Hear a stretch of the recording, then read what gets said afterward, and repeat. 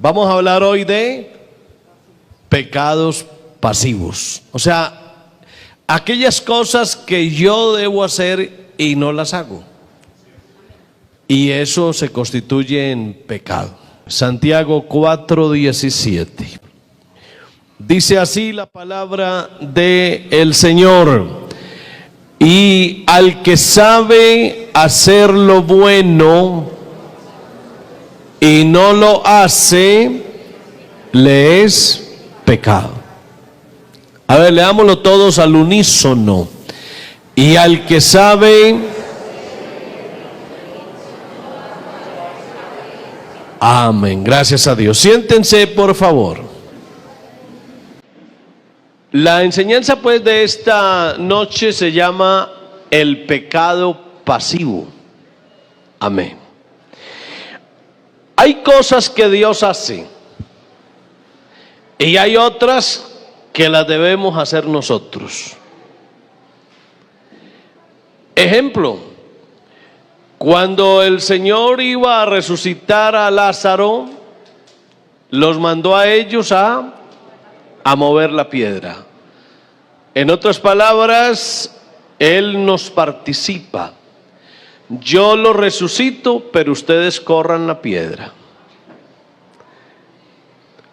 Cuando se acabó el vino en las bodas de Caná, Él dijo: llenen las tinajas de agua.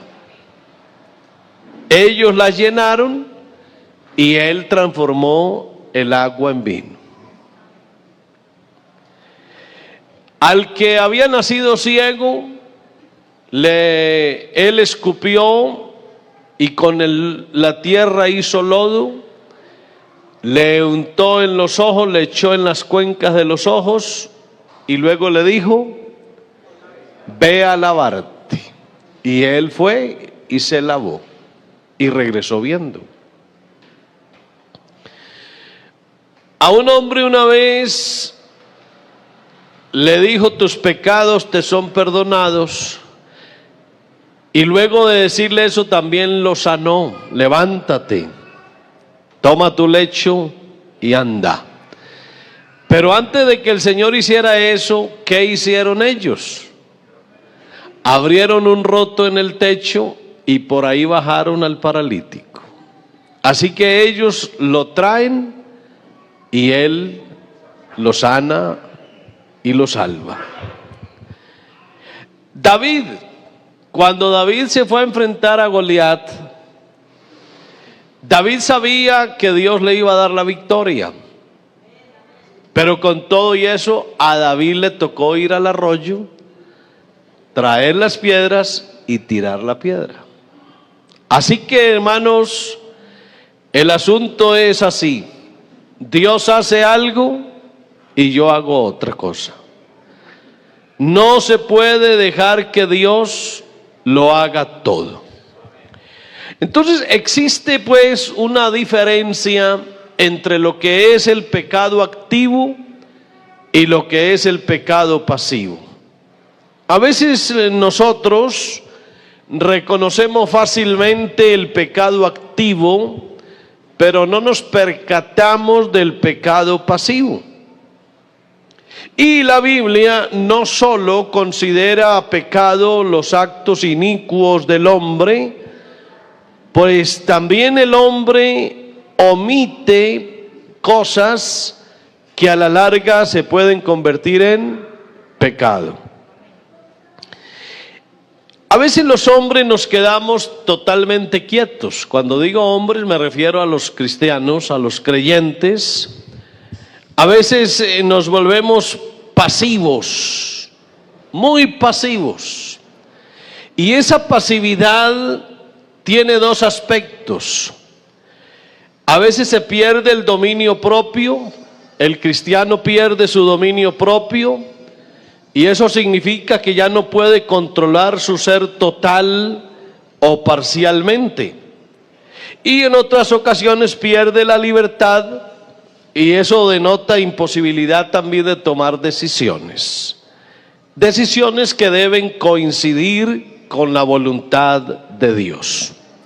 Entonces muchos creyentes aceptan la voluntad de Dios, creen que su propia voluntad debe anularse y que deben llegar a ser como autómatas. Y ahí está el verdadero problema. Ahí está el problema cuando yo creo que Dios lo hace todo y yo me cruzo de brazos. Es decir, ese tipo de creyente que dice: Dios me lleve y Dios me traiga.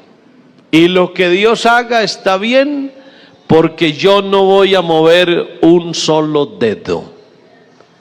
Eso es lo que hay que analizar, hasta dónde Dios lo hace todo y hasta dónde a mí me toca hacer mi parte.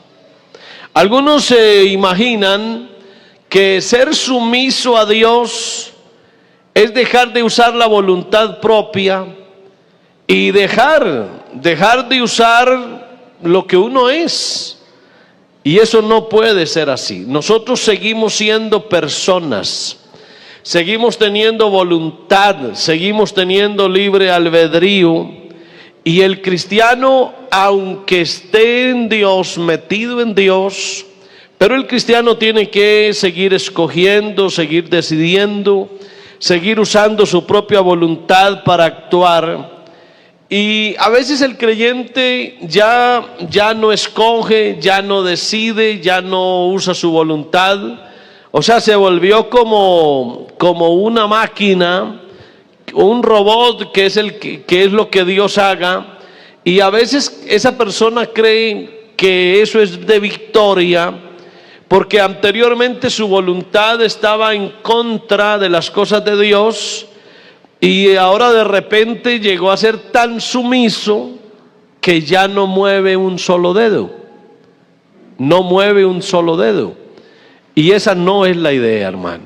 Aquí hay que saber que usted y yo tenemos que seguir actuando, que tenemos que actuar conforme a la voluntad de Dios, que nuestra mente, que nuestra voluntad, que nuestro discernimiento, que nuestra conciencia siguen funcionando y somos obedientes. Dios se sigue moviendo y nos da la vida de Él, pero yo tengo que seguir viviendo. Yo no puedo esperar que Dios tome las decisiones por mí. Yo las tengo que tomar. Dios me da sabiduría, Dios me enseña, Dios me dice cómo las hago, pero el que las tiene que hacer soy yo. Así que yo no puedo caer en un estado pasivo en donde no me mueva. Y todo el día tengo que esperar que alguna fuerza externa me mueva. Y cuando la percibo, me muevo. Y cuando no, me quedo inmóvil. Ese creyente cree que por no realizar alguna actividad, que por eso es muy sumiso a Dios. A veces el creyente está lleno de dificultades, de problemas, de situaciones, y entonces se le pregunta: hermano, ¿y usted qué ha hecho al respecto? Y dice: nada, yo estoy esperando a ver qué hace Dios. Pero déjenme decirles, amigos míos, que así no es. Hay cosas que Dios las hace, pero otras las tengo que hacer yo. Y por eso es que a veces el creyente pasan épocas y meses y años y no sale de esa situación difícil, porque está esperando que sea Dios el que decida por él, y resulta que Dios no va a decidir por él. Y se van a pasar un mes, un año, 10 años, y usted va a seguir en lo mismo, usted esperando que Dios actúe y Dios esperando que usted decida. A veces eso, hermano, no es otra cosa que la ignorancia de uno.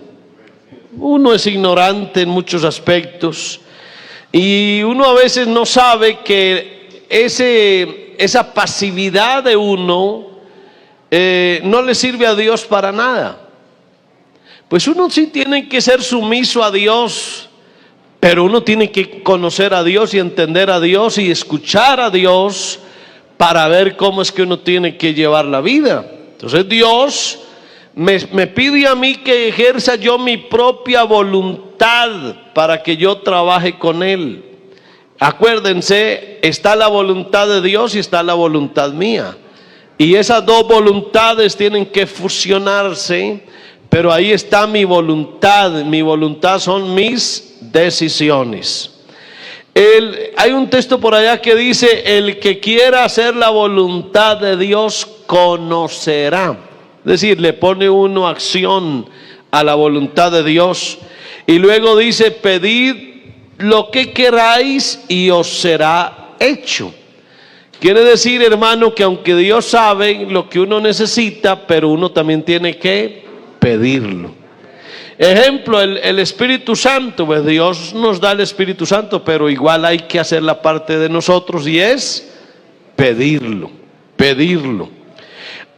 Uno no pierde su libre albedrío, uno sigue teniendo sus propias decisiones y Dios se las respeta.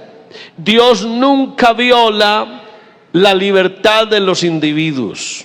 Él siempre nos deja que nosotros mismos tomemos nuestras decisiones.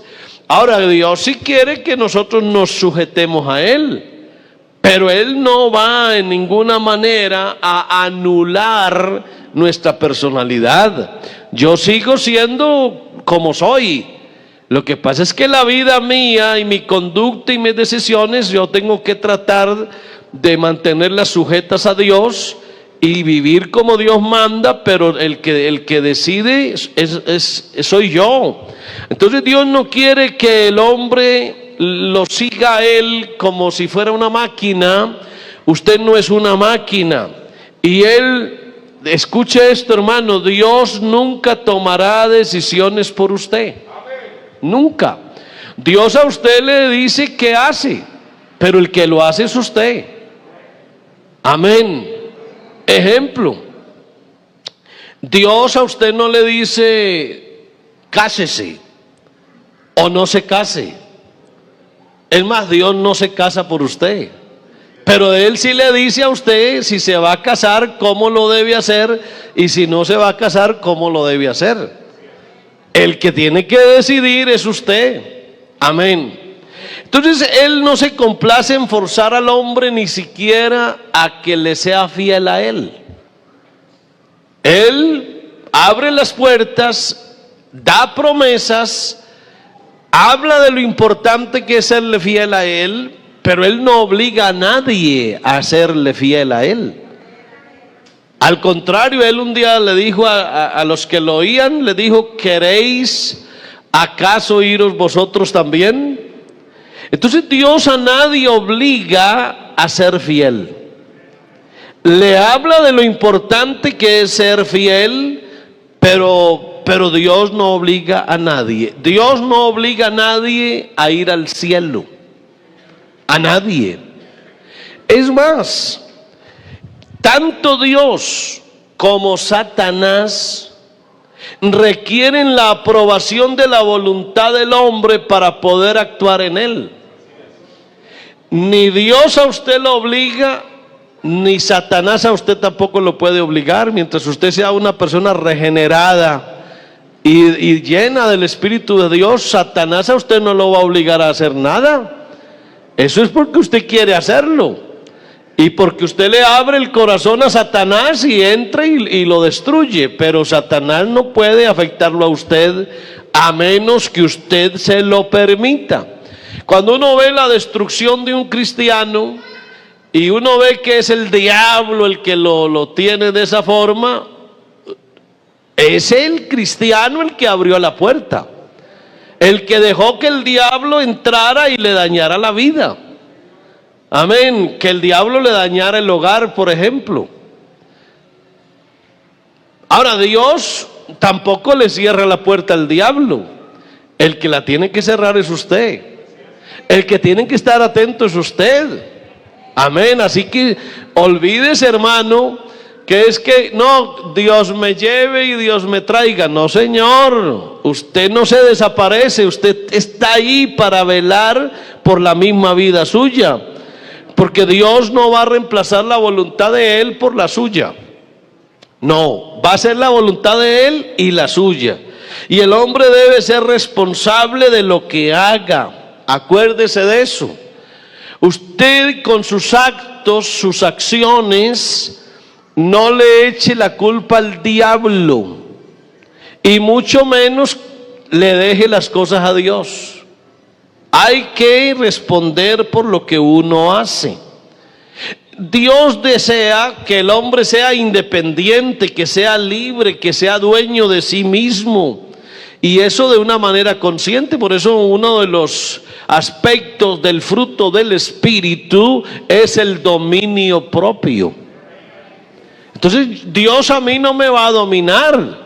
Él me da el fruto de su Espíritu para que yo me autodomine. Amén. Entonces Satanás sí quiere que yo sea su títere, su máquina o su obrero, pero Dios no. Dios no me maneja a mí como un títere. El diablo sí.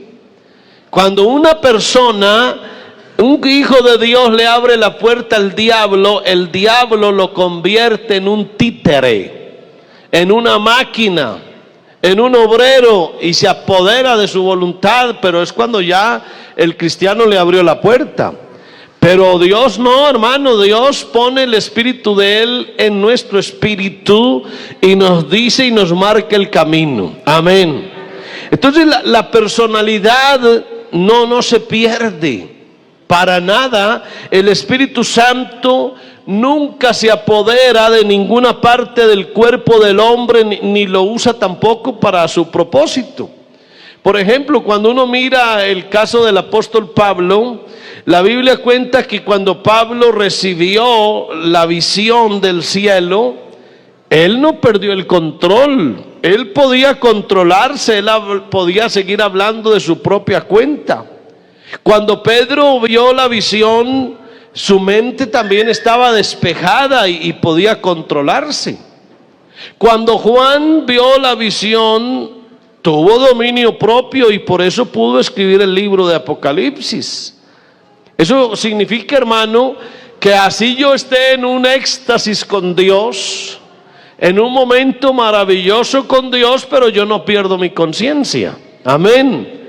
Eso es como el que dice que recibe el Espíritu Santo y se descontrola y no sabe lo que está haciendo. Y se revuelca y hace desorden y salta y golpea a los que están al lado. Y luego le dice, oye, ¿y tú por qué hiciste? Yo no me di cuenta. ¿Cómo que no te diste cuenta? ¿Es que el Espíritu Santo acaso le anula a uno la personalidad? Uno puede estar lleno del Espíritu Santo, pero uno no pierde su personalidad. ¿Cómo va uno a perder el control de sí mismo? Así no es. Amén.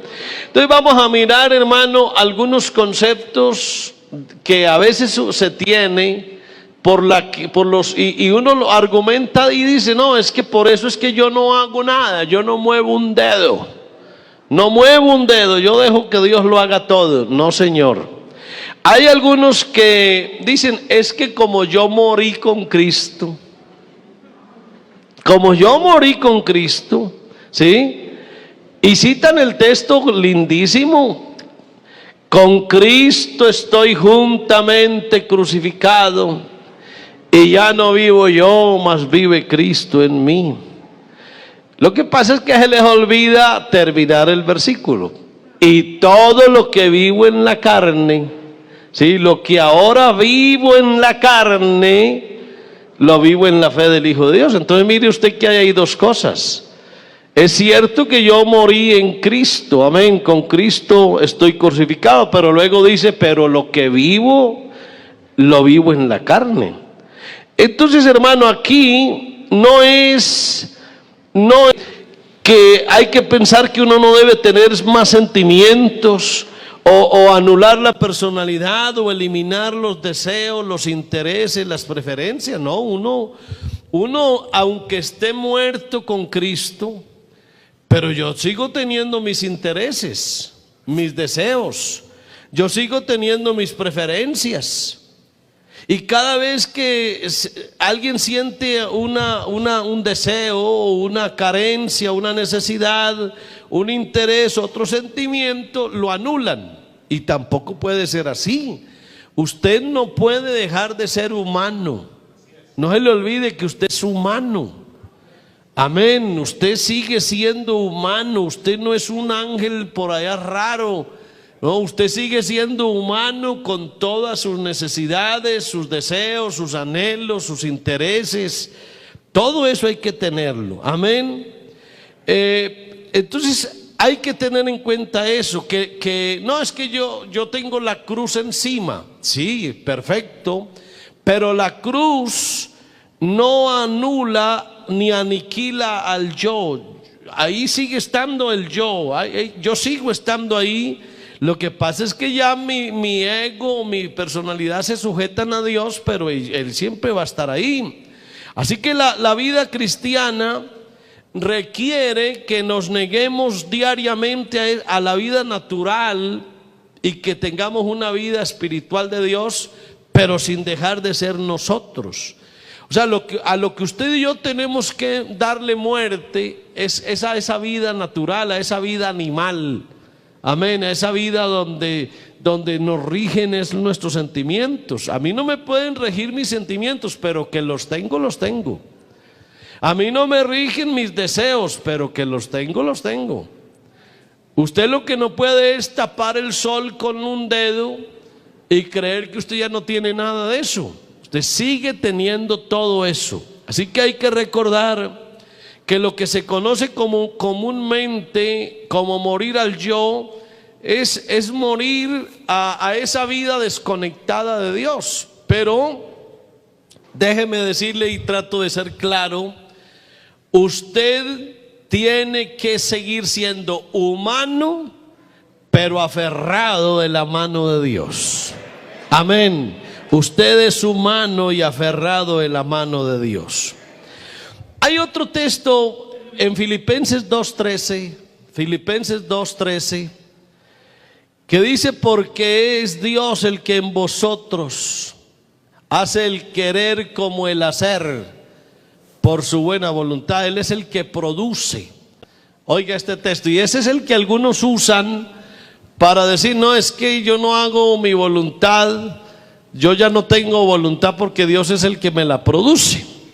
Y el creyente puede pensar que solo Dios debe tener el deseo y solo Él debe llevarlo a cabo, y que Él pone en uno el querer y el hacer, es decir, que Dios hace por uno todo, tanto el querer como el hacer. O sea, si Dios lo hace, bien, y si no, yo no lo hago. ¿Cómo así, hermano? No, Señor. Él produce en nosotros el querer como el hacer. Entonces no crea que Dios se va a encargar de todo. Uno mismo debe desear, uno mismo debe hacer, porque el querer y el hacer siguen siendo asunto del creyente. Aunque Dios sí opera en nosotros, pero Él no nos reemplaza. Amén. Él no nos reemplaza. Tanto el querer como el hacer es responsabilidad del hombre. Y Dios solamente, ¿qué es lo que hace Dios? Que nos inclinemos a su voluntad. Que todo lo que nosotros vayamos a hacer le preguntemos a Él cómo se hace, por qué se hace, y Él nos guía. Pero no es Él el que lo hace, soy yo el que lo hago. Y entonces, hermano, uno está inclinado a la voluntad de Dios, pero eso no significa que Dios tome nuestro lugar, sino que nosotros debemos querer como resultado de la acción de Dios en nosotros. Entonces Dios a usted no le quita la voluntad. Amén. Lo que usted y yo debiéramos decir es: yo tengo mi propia voluntad, pero mi voluntad desea hacer la voluntad de Dios. Vamos a poner algunos ejemplitos bien sencillos, hermano. Hay muchas cosas que uno quiere que Dios las haga, y Dios espera que el que las haga soy yo. Vamos a poner ejemplos. yo necesito un buen empleo. Un buen empleo. Oiga esto. Necesito que Dios me dé un buen empleo. Que gane muy buen dinero para sostener bien mi casa, para tener todo organizado, mi casita propia, mis hijos en la universidad. Pero resulta que usted no se prepara. Usted no estudia, no se capacita.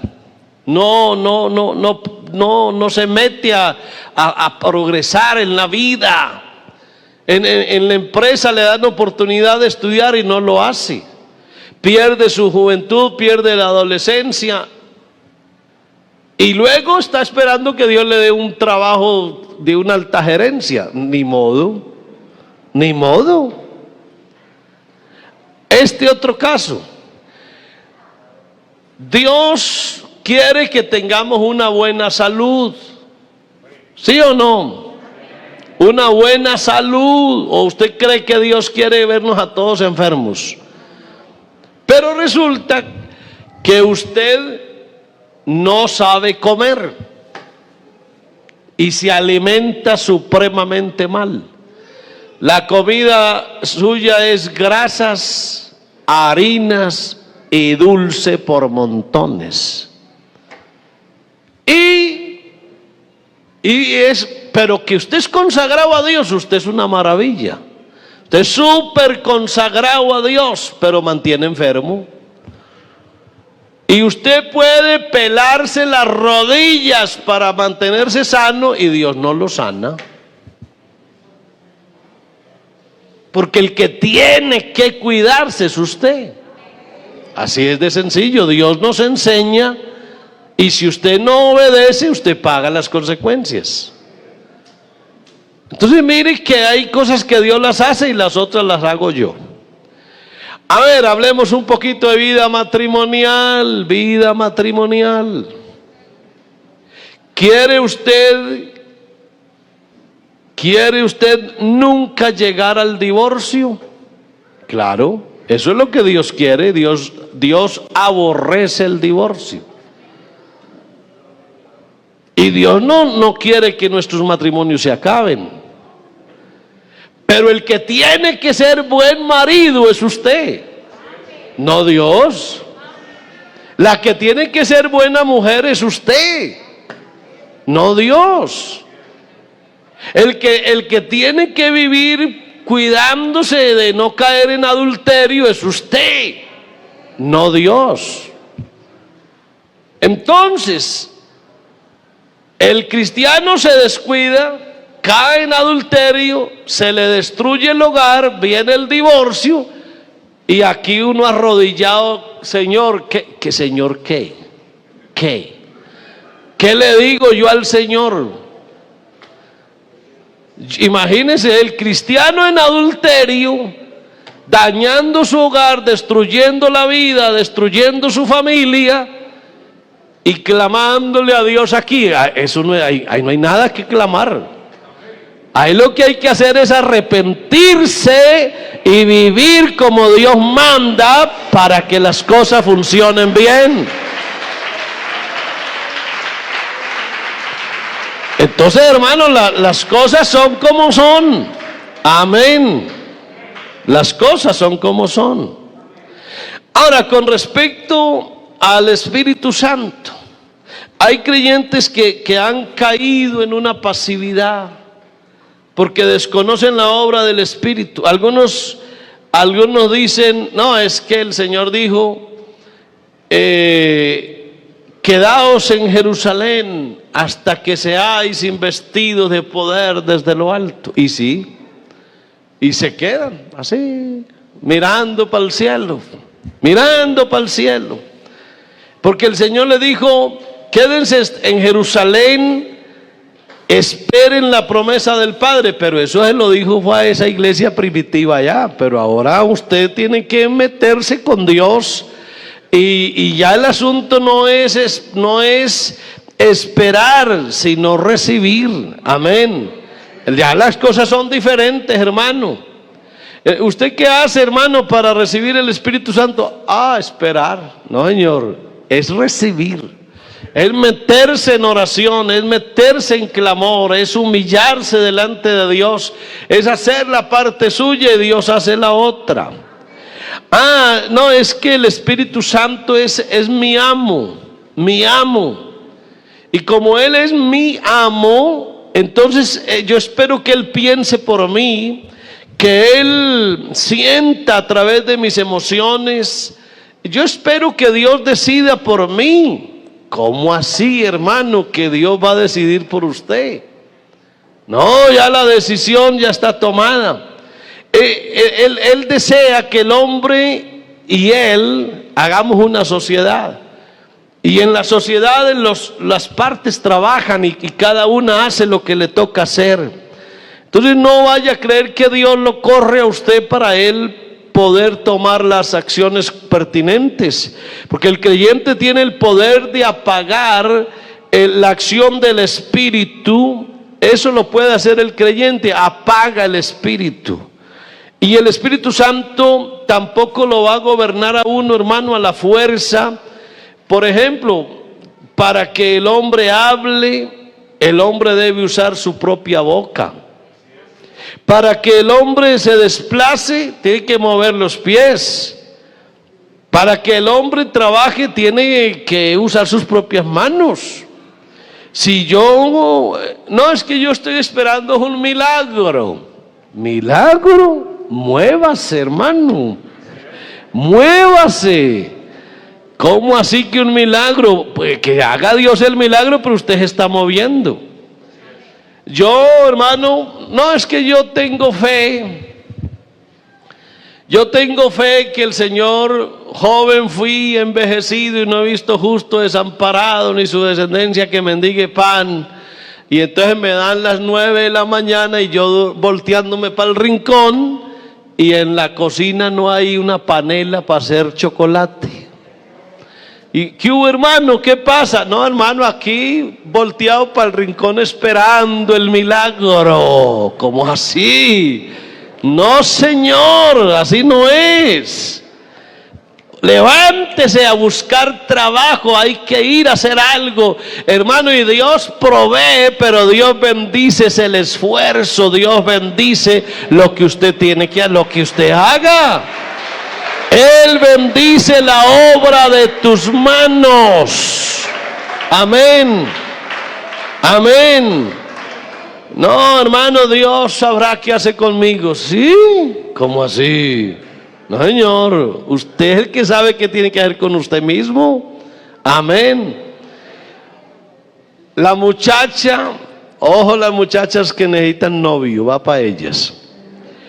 Una buena muchacha que necesita un novio, está esperando que Dios lo traiga, consagrada, ¿cierto? Pero ella tiene que hacer una parte. ¿Qué tiene que hacer ella? Primero que todo, si quiere que un buen hombre se le acerque, ella tiene que ser una buena muchacha. Una muchacha fiel, consagrada, metida con Dios, una muchacha que ame a Dios, que le guste servir y que también ella se cuide y se prepare y se mantenga lo más bonita que pueda. O sea, como dice por ahí un amigo mío, que tenga el espíritu de la Virgen María, pero el cuerpo por ahí yo no sé de quién. Entonces, todo eso hay que hacerlo. Todo eso hay que hacerlo. Para que Dios también haga el milagro, yo tengo que facilitar las cosas. ¿Es verdad o no es verdad, hermano querido? En la vida espiritual es así. Por ejemplo, yo estoy esperando que me nombren de diácono en la iglesia. Y déjeme que vaya un poquitico más allá. No, yo estoy esperando que me nombren de pastor. Ah, qué maravilla, vas bien, excelente, vas muy bien. Pero ¿dónde está tu aprovechamiento? Tienes que pellizcarte. Tienes que meterte a servirle a Dios y a trabajar y el liderazgo y muestre lo que es, muestre lo que quiere. Y Dios hará lo que Él sabe hacer. Pero ¿cómo así, hermano? Yo quiero ser pastor, pero yo no me meto en nada en la iglesia, conmigo no cuentan para nada, yo de liderazgo no tengo nada, yo no soy estudioso, yo no soy un hombre de oración, yo no soy de evangelismo, yo no, pero yo creo que Dios me va a poner de pastor. ¿Cómo? Tiene buenos deseos, pero es que tienes que hacer lo tuyo y Dios hace lo otro. ¿Amén o no amén? Así es, hermano. Ejemplo, yo quiero tener, ¿qué digo yo? Una buena vejez y asegurarme la comidita cuando ya esté viejo, que ya no pueda trabajar, porque mis hijos van a hacer lo mismo que hice yo. Cuando ya estén grandes y ya empiecen a trabajar, se enamoran y se van. Y el nido queda vacío otra vez. Y quedamos mi esposa y yo, los dos solos. Y cuando estemos así, yo quiero tener la comidita asegurada, una casita. No quiero pues ser rico, pero al menos tener la comidita asegurada. Y yo sé que Dios lo va a hacer todo. ¿Todo? No, señor. Eso no lo va a hacer todo Dios. Usted tiene que hacer lo suyo.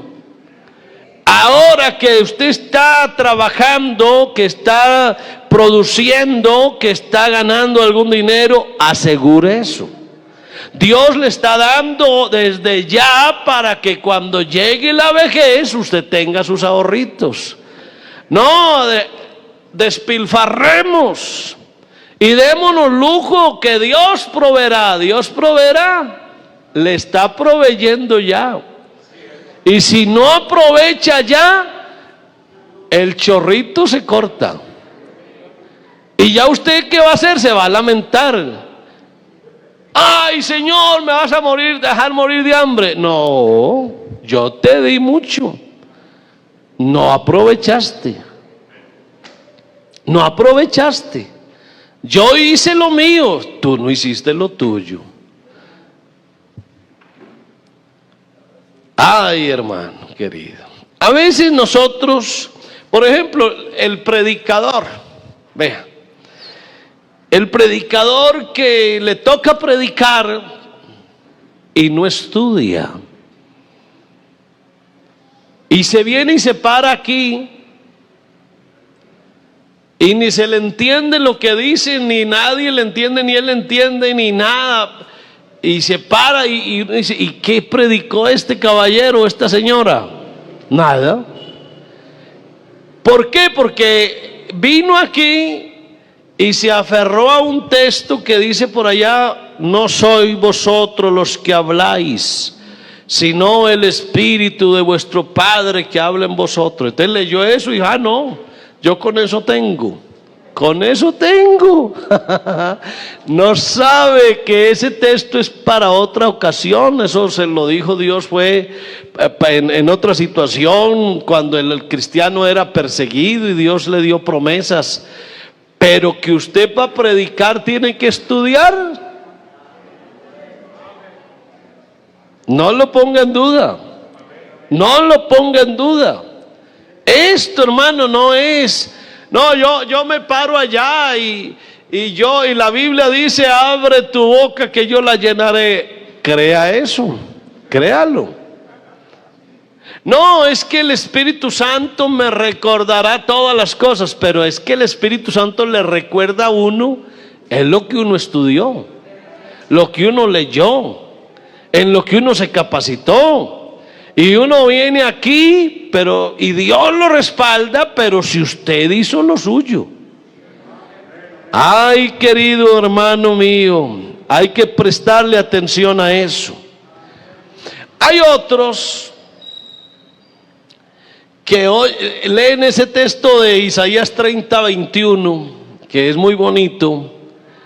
Oiréis a tus espaldas una voz que te diga, amén, este es el camino, andad por él y no echéis ni a la mano derecha ni a la mano izquierda. Y hay algunos que se fijan tanto en ese texto que ya están esperando que Dios a toda hora les hable así. Hijo mío, escúchame. No, Dios no habla así. Y por eso hay algunos cristianos que se vuelven como sobrenaturales. Y Dios me habló, y Dios me dijo, y yo escuché la voz de Dios claramente. ¿Y qué va, hermano? Ese texto no es para eso. Ese texto es un asunto con Israel. Y cuando uno oye la voz de Dios, la oyes a través de la palabra, a través de la enseñanza, a través de la revelación, de la intuición. Pero eso de que Dios le hable a uno con voz audible, eso no es así. Y por eso es que a veces resultan unos cristianos raros, rarísimos, que ya no tienen cabida con nosotros, ya menosprecian a todo mundo. Es que Dios a mí sí me habla, Dios a mí sí me habla. Y mentiras, hermano, ¿cuál que le habla a Dios? A veces es hasta el diablo el que le mete mentiras y esa persona está creyendo que es Dios el que le habló. No le pongamos atención a eso, hermano querido.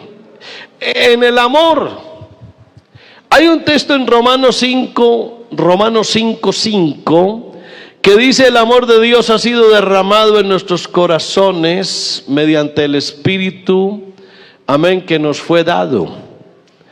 Entonces hay algunos que dicen: no, yo no amo a nadie. El amor que yo tengo es el amor de Dios. No, señor. No, señor. El amor de Dios está en nosotros, pero yo tengo que tener mi sentimiento. Por ejemplo, eso de amar a los hijos, de amar a padre y a madre, de amar al cónyuge. Estos son casos extremos. Escúchelo, y le va a parecer raro, pero así es. Hay cristianos tan fieles a Dios y tan consagrados a Dios que no aman a nadie. No aman a nadie. Porque para ellos solo existe el amor de Dios. Y claro, y su esposa se queja porque ese hombre no la ama. Y sus hijos se quejan porque todo lo de él es evangelio, evangelio, evangelio, evangelio. Y no tienen un papá cariñoso, afectuoso. Hay quienes no aman a sus padres y son fieles a Dios. No, el amor es el de Dios, pero usted también tiene que amar. Usted no puede dejar de ser humano.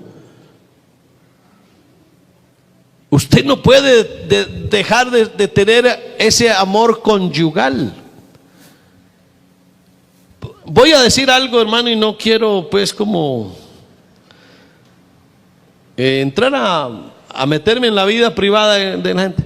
Pero a mí no me parece correcto que yo a mi esposa le diga la hermana Marina.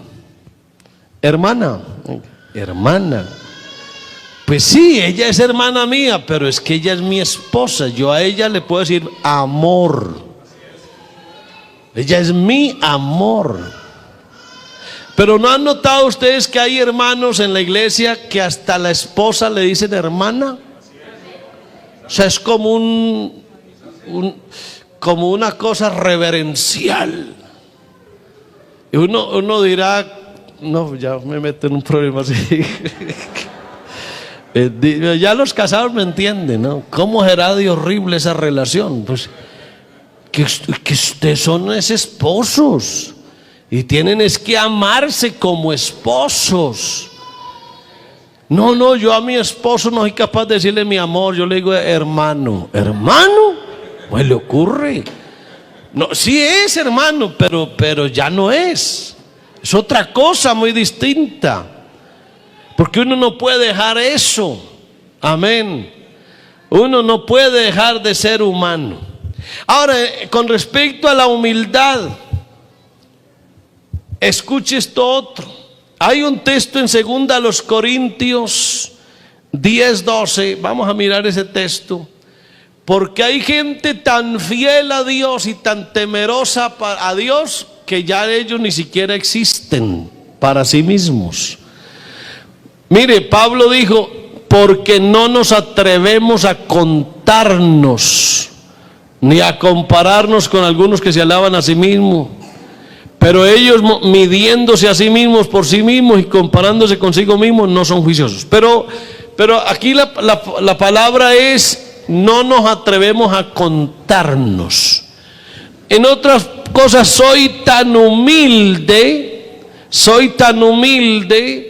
que ya yo me desaparezco o me menosprecio. No, yo no soy nada, yo no valgo nada, yo no sirvo para nada. Yo me subestimo, yo soy incapaz, yo soy inútil, yo no tengo capacidad de nada. Triste, ¿cómo así?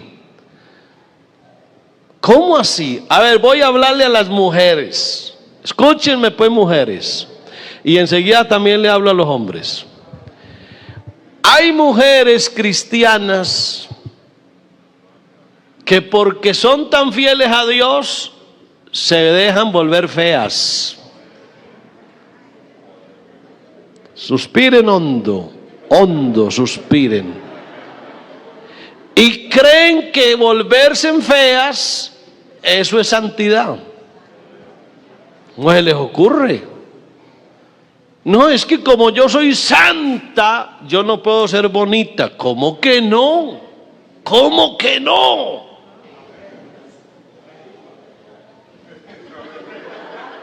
Claro que usted puede ser bonita.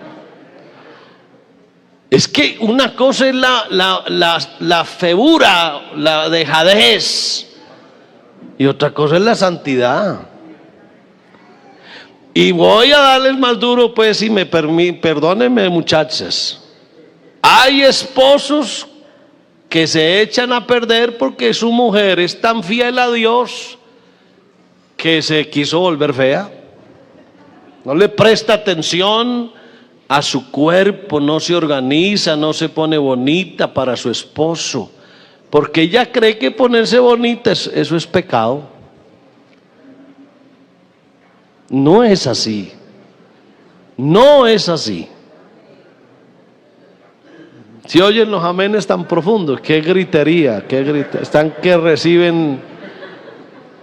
Y a veces ve uno hermanas tan jóvenes, tan bonitas, y parecen viejitas. Ay, es que están consagradas. Vea mire qué consagración. Eso no es consagración, eso es dejadez. Y luego quieren que su esposo se fija por ahí en otras cosas raras de afuera, porque tiene una mujer bien linda en la casa, pero ella no. Entonces, muchachas y cuchachas, a cuidarse, que uno sigue siendo humano. Y ahora le hablo a los barrigones y calvos y de todo. Entonces también uno como hombre también tiene que tratar de cuidarse. Claro, porque imagine una mujer bien bonita con un hombre bien barrigón, bien feo. No, entonces también cuidémonos los hombres, hermanos. Amén. Que ya no le nacen a uno pelos y no por las narices. A mí mi señora me mantiene medio loco con los famosos pelos de la nariz. Y para eso que me dices cuando ya venimos en el camino, y yo, mi amor, ¿por qué no me dijiste eso en la casa? y me echa cantaleta por los pelos que me salen en las orejas y me mantiene, pero ¿qué hago yo? Entonces, si ella mantiene bien bonita, ella quiere que yo esté también más o menos. Uno no, pues no las iguala a ellas, pero más o menos, ¿cierto? Entonces, hermano, seamos humildes, pero no dejados, no abandonados, no desasiados. Si alguien debiera mantener bien puesto, bien elegante, debiéramos ser los hijos de Dios. Amén. Cuídese, quiérase, no se desaparezca.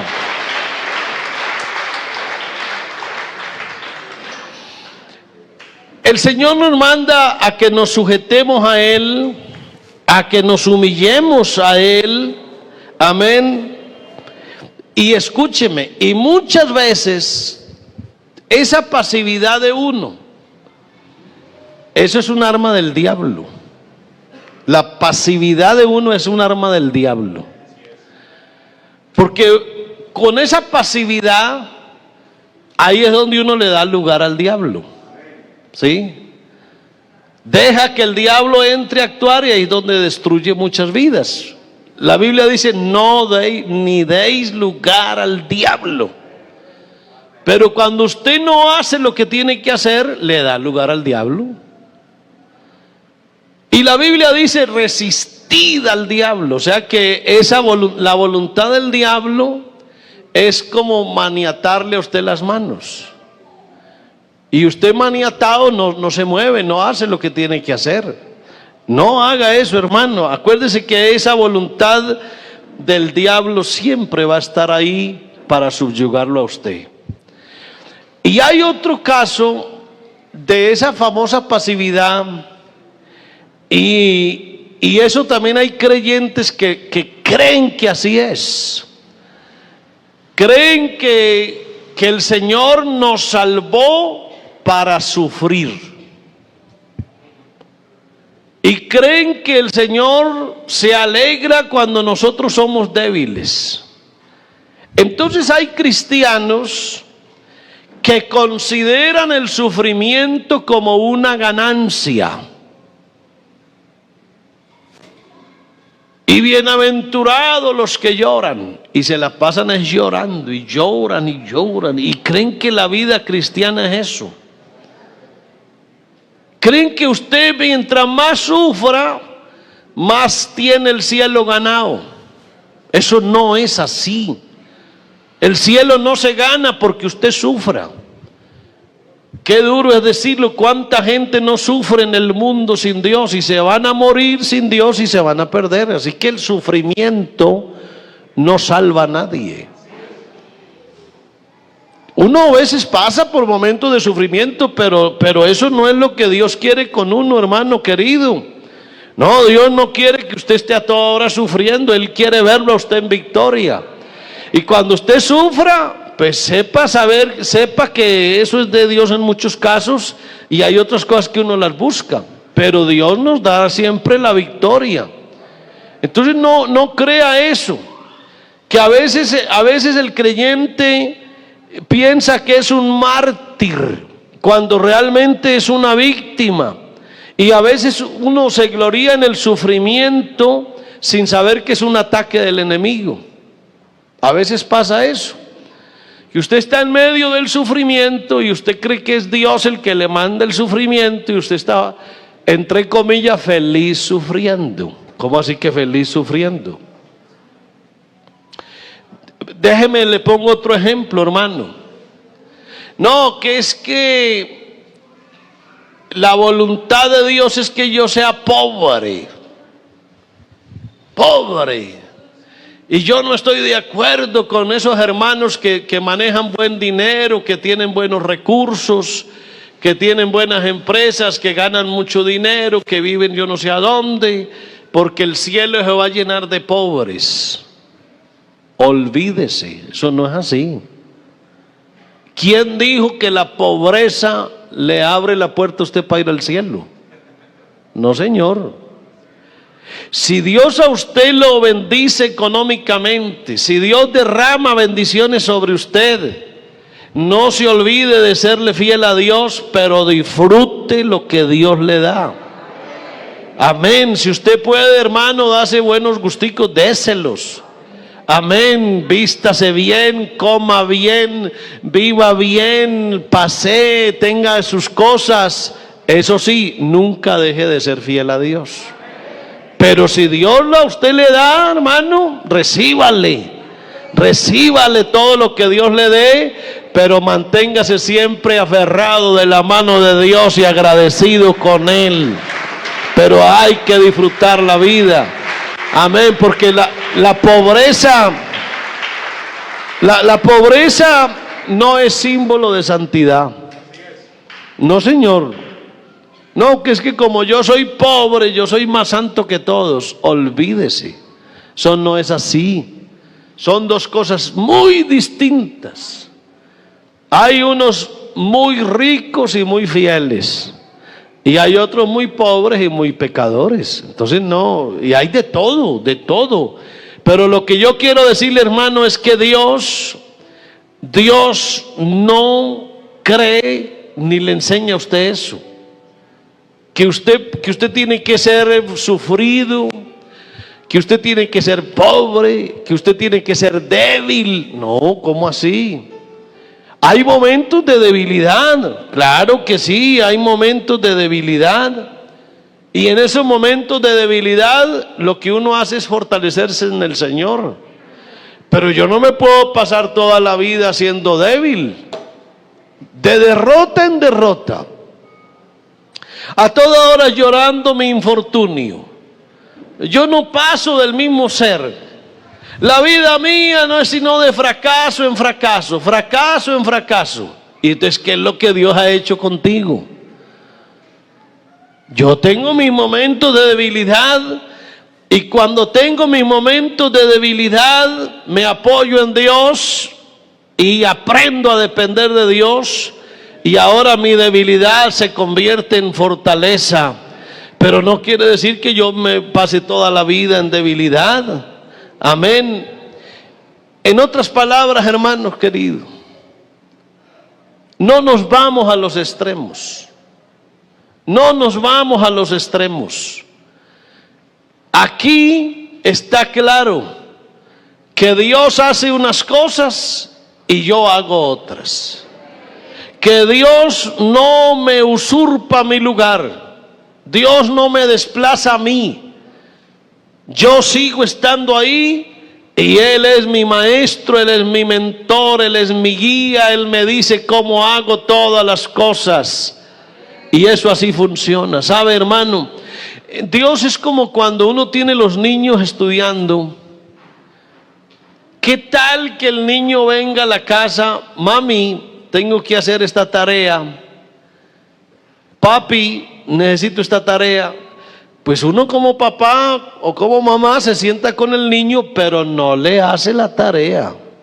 Si usted se la hace, usted es un irresponsable. Y claro, el niño viene el otro día con una nota altísima. ¿Qué mamá para saber? No, es que no sea irresponsable. No le haga la tarea al niño. Enséñele, dígale cómo la hace, pero él es el que la tiene que hacer. Porque el que tiene que aprender es él. Ya usted aprendió. ¿Y de para qué su niño va a traer una nota altísima cuando el que la hizo fue usted? Eso es malcriar un hijo. Y Dios no nos malcría. Dios no nos malcría. Dios nos dice cómo hacemos nosotros las cosas, y nosotros obedecemos y nos va bien. Pero Dios no se mete a la fuerza en la vida nuestra, sino que Él nos guía para que todo se haga de una manera especial. Yo pienso, hermano, que cuando uno se exagera, hay un texto por ahí que dice: no seas demasiado justo.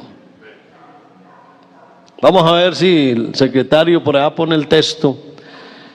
No seas demasiado justo. Yo pudiera traducir eso como: no seas tan extremadamente santo. Porque a veces el que es extremadamente santo, como que se les olvida que es humano. Hoy estoy diciendo cosas muy deschavetadas. Hoy mi esposa me regaña. Yo estoy seguro que ella hoy me va a regañar. Pero vea, hermano, a veces el cristiano, cuando se vuelve así, dice: no seas demasiado justo, ni seas sabio con exceso, porque habrás de destruirte. Un hombre que sea demasiado justo, yo creo que un cristiano así tan consagrado a Dios, le da hasta pena ir al baño. Yo creo que se siente mal. Perdóneme, voy a decir una cosa feita. No, mejor no, porque eso sale por redes y ya Pero parece ser, hermano, que a veces hay cristianos tan consagrados a Dios que no los toca nadie, ni tocan a nadie. Pobre esposa o pobre esposo, tienes eso es una santidad, una cosa que esa señora debiera estar ya en el cielo, porque ya ni entra al baño siquiera, ya ni al baño, ni el baño lo usa. ¡Qué santidad tan enorme! Entonces, por favor, no seas demasiado justo, ni seas sabio con exceso, porque uno sigue siendo, hermano, humano, con errores, con cosas. Uno sigue equivocándose, sigue fallando. Y a veces ve uno un cristiano por ahí, pero que se quiere morir. Oye, ¿qué te pasó, hermano? Cometí un error, una fallita, y ya por eso se van a morir. Porque creen que uno tiene que ser sabio en exceso. No. Uno sigue siendo humano y Dios sigue estando con nosotros. A su nombre sea la gloria. Amén. Entonces dejemos, hermano, amén, que Dios obre y tú pilas. Amén. Pongámonos las pilas, hermano querido, pónganse de pie y digámosle: Señor, ¿qué haces tú y qué hago yo? Amén. Señor, no es, pues claro, la frase es muy bonita: Dios me lleve, Dios me traiga. Dios me lleve, Dios me traiga. Pero en el fondo no es Dios me lleve y Dios me traiga. Es yo voy con Dios y vengo con Dios, pero yo estoy ahí metido. Amén. Si yo quiero que Dios me bendiga en muchos aspectos, yo tengo que hacerlo. Si yo tengo una finquita y quiero que el Señor me bendiga con una gran cosecha de aguacates, del cielo no me van a caer aguacates. Yo tengo que ir a comprar las semillas y tengo que sembrar el palito y tengo que abonarlo y cuidarlo, y Dios me va a bendecir el cultivito de aguacate que yo lo hice. Amén. Así que, hermano, ojo con sus manos, ojo con lo que haces. Tú tienes mente, tienes voluntad, tienes decisiones, tú tienes la parte tuya. Ponla a funcionar y Dios hará lo que Él sabe hacer. Yo quiero ponerme en las manos de Dios esta noche.